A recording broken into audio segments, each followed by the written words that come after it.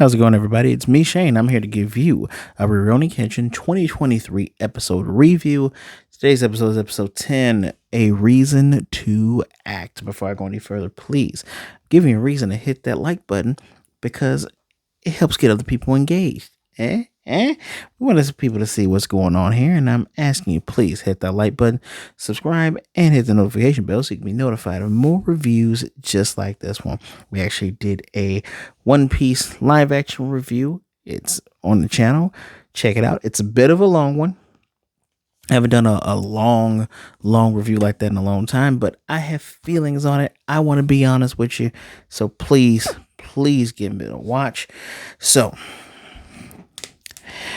this episode is vastly different from, if you remember, I did some comparisons from episode 9 of yesteryear of episode 9 of this year. And Sano did not fight that one curly-haired guy. Didn't happen in this one either. And the whole entire basis of today's episode, or should I say this episode, is that Megumi has been coerced to talk with Kanryū and then been coerced to go back to him. Hanya had pretended to be an old man, threatened to poison the well water of the dojo, which, back then they didn't have purifiers. There's nothing they could do. And hey, actually, I think even if they were nowadays, they probably couldn't do anything about it. Flint, Michigan. That's all I have to say. Flint, Michigan.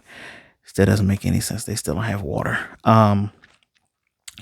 And when she goes and talks to Kanryū's punk butt, he basically threatens the dojo, saying, I'll burn it all down. I can get the local Yakuza in my private army, but you can just come back, right?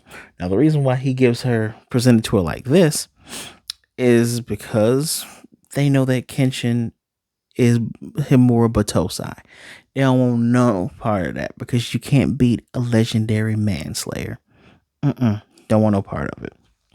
It's kind of funny because he's like, if she goes by herself, it gives him no reason to act. And Aoshi just kind of like, a reason to act, huh? Okay. We do get a funny moment before this where she has made ohagi. Ohagi is a gelatinous rice and red bean paste. It's kind of like mochi, but it kind of isn't. Kanryū and Yaiko love it. They're just scarfing it down. And Kenshin's like, did a great job. She's like, I don't know, anybody can make it. I haven't done it in a while. No. Kanryū's tastes like mud. And she hits him. He gets the old oral about to pass out. She goes, What a violent woman. You should just leave her and get with me. And then when Kanryū yanks Kenshin away, she goes, hey, don't be trying to, basically, don't move in on my man. Well, hold on now. See, yours coming from a place of jealousy. Don't you think, in love and romance, it's up to each oneself. So why don't you learn how to make ohagi better? And Kanryū just had nothing to say. And Kenshin does mention that, since she opened up to them, she seems more brighter, more free. Now, of course, she wrote a letter saying, she's going to go back to Aizu. Blah, blah, blah, blah. Even though it's been 10 weeks, she thanks them for all the good times and the happiness and whatnot. And Kenshin's like, this letter's BS. Someone made her leave because her people are not in Aizu anymore. There's no one waiting for her there. Now, of course, Sano, he's been a dick the whole day. Literally. He calls her opium girl. He's mad because, the opium is that deadly stuff. He got it identified. Saw another candy vendor, reminded him of his friend that was a candy vendor whose only things that he liked, he liked gambling, but he also liked seeing the smiles of the children that bought his candy. And so he's like, I have no reason to go get her. And Kenshin, and I love Yaiko, goes, that is one of the lamest things you've ever said. Kenshin, I'm going to need you to start, you need to get yourself together. See, you didn't pay attention to her eyes, that you did not. Because if you looked at her eyes, you could tell that she had sadness. She tried to be tough, but she had sadness and loneliness, like someone who needed a friend. And you know what? If I need a reason to act on everything, I'll use that as my reason. And that's the only reason I need. And Sanosuke snaps him out of it. Because Yahiko's going, fighting against Kaoru, who's like, no. And he's like, nah. What's the point of me having this life-giving sword if I can't help repay the person who saved my life? because she did save him. And then Sano's going. Uh, a small little recurring joke is Yahiko telling Sanosuke, don't fall behind. And it's cute. It's funny because it's like he's saying it to him, but he's really saying it to himself because you with the king of kings, Kenshin, and you want the jester of kings, Sanosuke. And off they go. I do like how Sanosuke says, we're gonna be gone all night, so have some food in the bathroom. And she's like, oh, you're gonna go? Like, yeah, I'm gonna go. Of course he's gonna go. They easily beat the snot out of the two guards in the front. And the whole plan is Kenshin's like, we're just gonna bum rush them. That's it. And they do just that. They break all the way through. They kick everyone's butts. Even Yahiko had some good moments. Another funny moment when Sanosuke throws him into the guards that have guns, and he pickpocketed one, and he just goes bang, and the guy passes out because he doesn't want to be shot. He's like, I'm a swordsman, I ain't using this. Just fun fact, there was a legendary swordsman, I think actually from that Meiji era, that used a blade and a revolver. I promise you, I'll look his name up and I'll bring him up in the next video. He's actually a character in Fate Go as well. So this is an actual person. So Yahiko, you can be a samurai with a gun, bro. There's nothing against that. I digress. They're making their way through, and of course they come face to face with Kanryū, who was told by Aoshi, you should be listening for the whistles. Those are whistles. We can't bring in our men to torture her because they're all fighting. Not go in reverse, but let's go back in time to when Megumi shows up there, and she plans on murdering him, and she then plans on, ending herself. Because she's like, I'm going to atone for all the opium that I've made that killed people. All you want to do, you don't cherish me. You cherish the fact that I can make the opium. Now, she had this blade. She actually cut him good, but Aoshi took it. I guess that's his boss. He took it like, eh. And dude is he's one of these characters that's like, has no qualms with hitting a woman, especially one that he couldn't beat without help. So he's smacking her around, kicks her in the stomach, and then punches her in the face, going, "Oh, I went too hard on the last doctor, so you took a, you got kind of cocky because I was going easy on you. Well, you know what? He just wants to torture and get the stuff, how to make it out of her. He's a full-on piece of trash, just straight up piece of trash. Now, when he's wondering why would Himura Batosai go against them for her, and now she's like, you really don't know what type of man he is. See, the imperialists, they put everything, I'm paraphrasing here, essentially the imperialists put everything on the line, especially back in that Meiji era. And this guy here, he's not like some of the imperialists who have let themselves rot away. They are not the same. This is the person that if he was like you, he would have already had a ground troop. He would have been in charge of a ground troop. He is not that kind of guy. And even this dude still tries to bait Kenshin, tries to, should I say, not bait him, but try to bribe him. Literally says, look, I'll give you the pay of 50 men. Kenshin's just still glaring at him, 100 men. And Kenshin says some cool shit here, because Kenshin is cool. First thing he says, all right, Kanryū, are you coming down with Megumi or not? Which one is it? And that's when he's trying to throw the money, because he tells him, your time of reckoning is now, come with her. Okay, you're not? All right, cool. And Kenshin puts the blade away. He's like, just give me an hour and I'll bring her down. Kenshin puts the sword away, and Yahiko and Sano are kind of like, is he really going to let him do that? Is it? Kenshin goes to a light post, literally a light post, cuts it down and smashes in the side of the building near this dude. He says, I will be there within the hour. This dude thinks he's slick. Like, I can torture out of her and they blah, blah, blah. No, I'm coming to get you.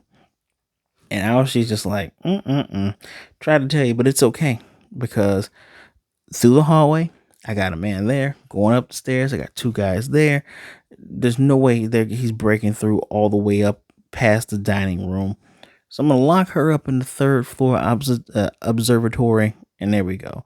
Now this dude's getting ahead of himself, saying, "Hey, I don't want no weaklings like Bishimi and Hyoto.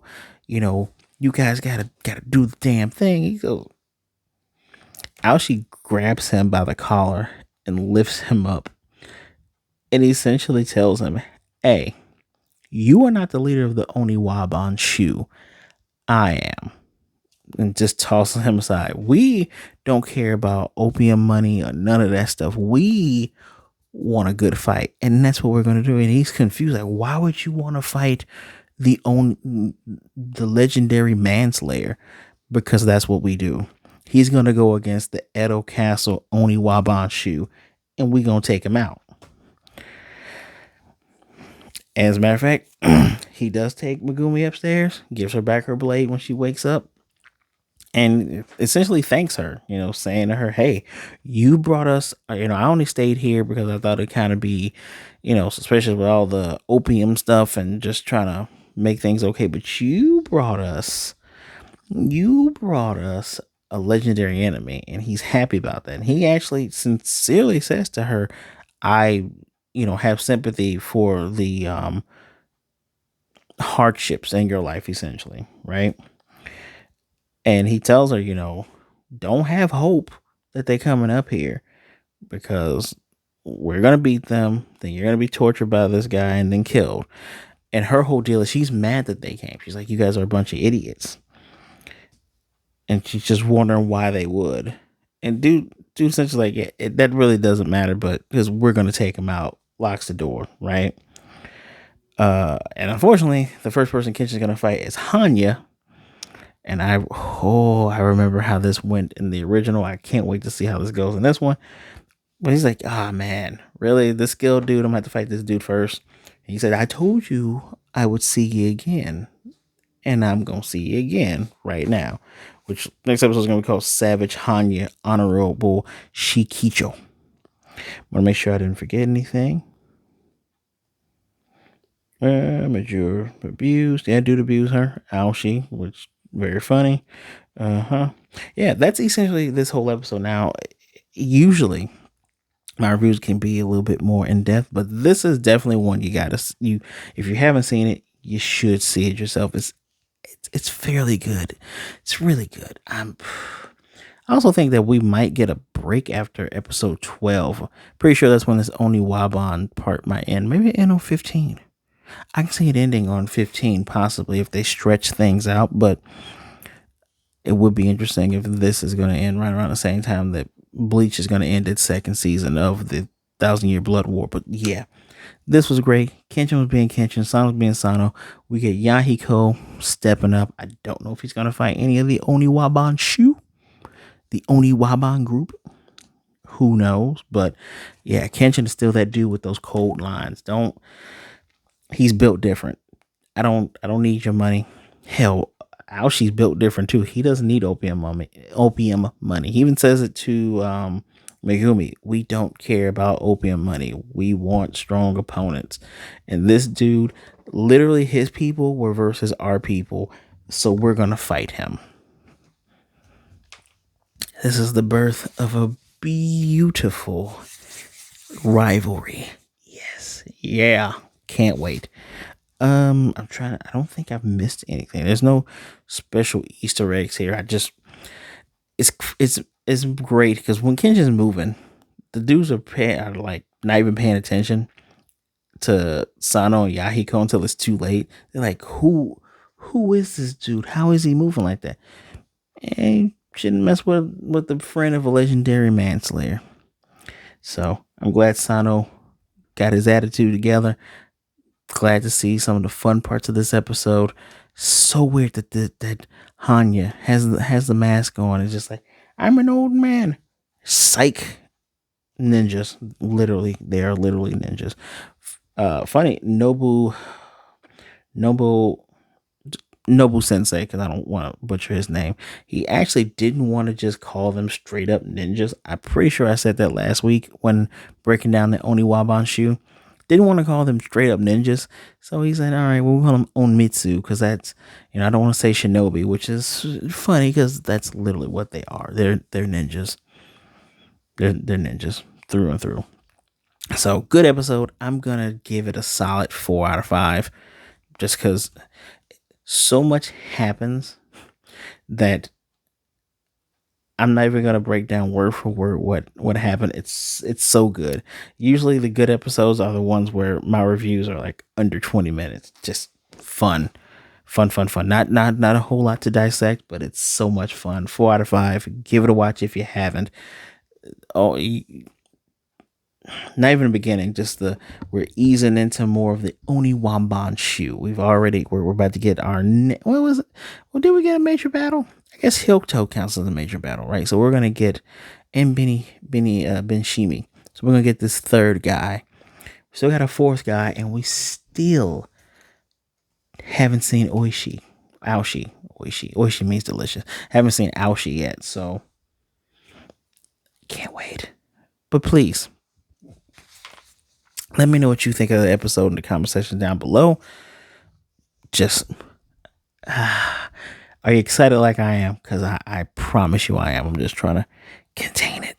Try to contain it because this is going to be good. All right. Hit that like button, subscribe, and hit that notification bell to be notified of more videos just like this one. Please be good, be blessed, wash those hands, drink you some water, take care of yourselves, be safe out there, be good to yourselves, be good to others. Either way it goes, please don't be a jerk. All right. Remember, there are people out there that care about you, so reach out to someone if you are feeling down, you're feeling out, and you feel like there is no out. Promise you, there are people that would rather talk to you today than miss you and warn you tomorrow. Please reach out and talk to someone. Feel free to hit me up. My social medias are in the description below. Send me a message. Everything will be cool. I promise. You be cool. I be cool. And we'll all be cool. Cool. Well, until next time, cannot wait.